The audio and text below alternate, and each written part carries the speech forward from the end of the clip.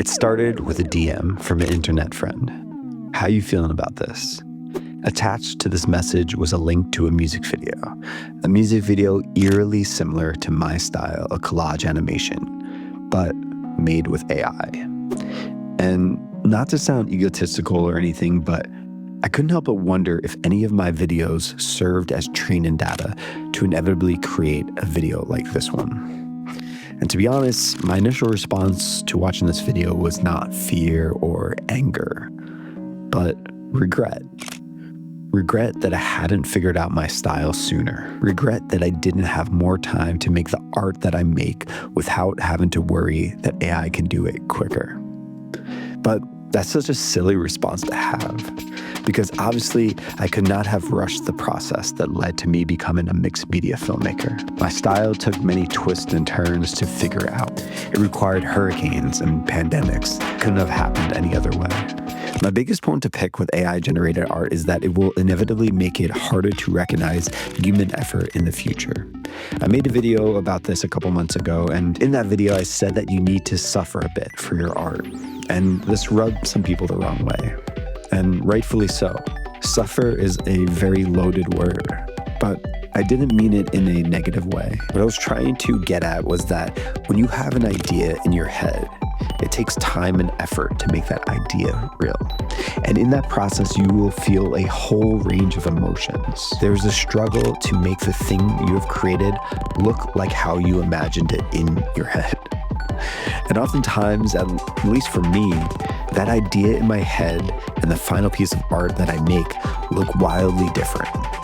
And that can be both a challenging and beautiful thing. Do you think you have to suffer for your art?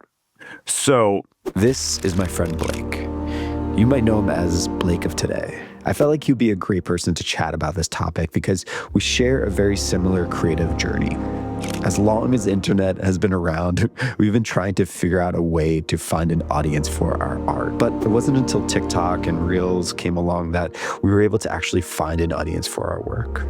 Enough so that right now, currently both of us are doing this full time. And with AI creeping more and more into the creative world, I wondered if he felt any anxiety about whether or not we had picked the wrong time in history to be artists. So we chatted about it. Do you think you have to suffer for your art? So I think that the sentiment is correct. I put it in this way. I think you have to sacrifice for your art.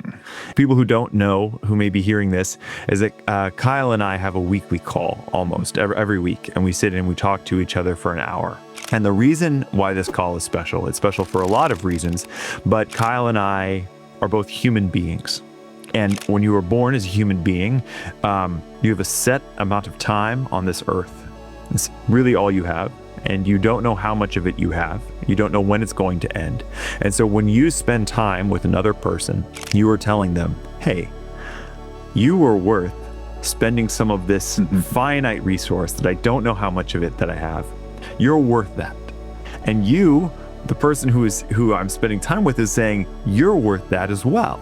And it is this exchange of the thing that is the most valuable thing that we have. And that is a sacrifice. And when I am sacrificing time on my art, when I'm saying, hey, I only have so much time on this earth, and instead of making more money or dinner or whatever other thing I could do, or instead of indulging in some simple pleasure, I'm going to indulge it in creating something. That is a sacrifice. You're sacrificing that finite resource that you have.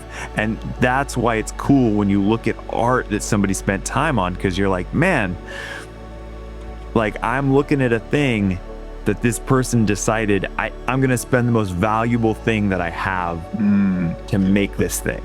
You know, and that thing is time. And it doesn't necessarily mean that like all great art takes time, right? But it's one of the core things that's super interesting about art is that you're spending, you're looking at something that took time to make. What is happening with AI is it's shortening the cycle between something being amazing, then something being novel, then something being lame.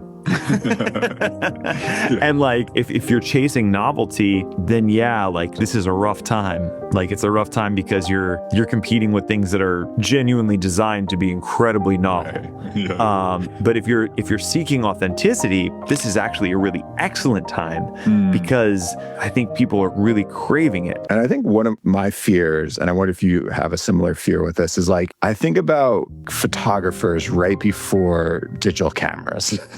To have like a really good skill and be a really talented photographer was like a hard skill to have because you had only a limited amount of photos in your roll in your camera. And like if you were a wedding photographer, you had to be like on your game. And then I think of how digital cameras just kind of changed that industry rapidly. And my fear is like, do I fight for like keep making things human, even if it means I will have to eventually like tap out?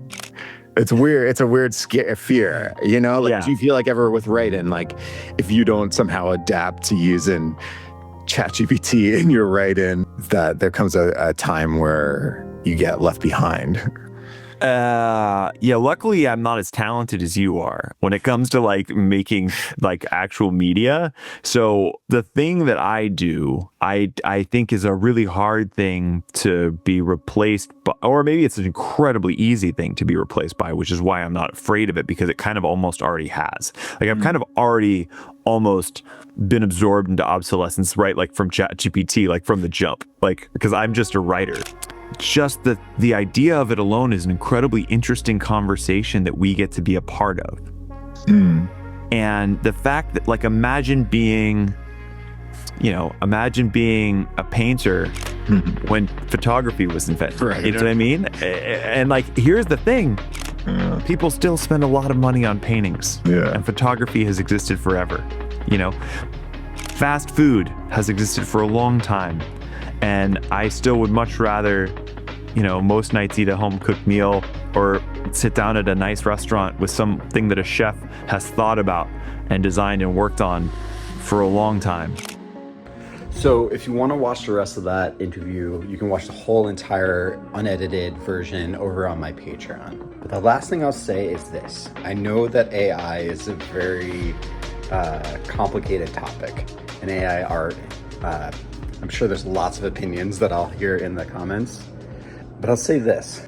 I will never stop making art. I love to make art, and I don't think it's the wrong time to be an artist. I hope that's very clear. I think art is more necessary now than ever before. And I hope that in having these conversations, there's never a sense of pessimism about the future of art. And I hope I don't discourage you from going out and making things, because that's the whole goal of my channel. So thank you for watching. Thanks for being here.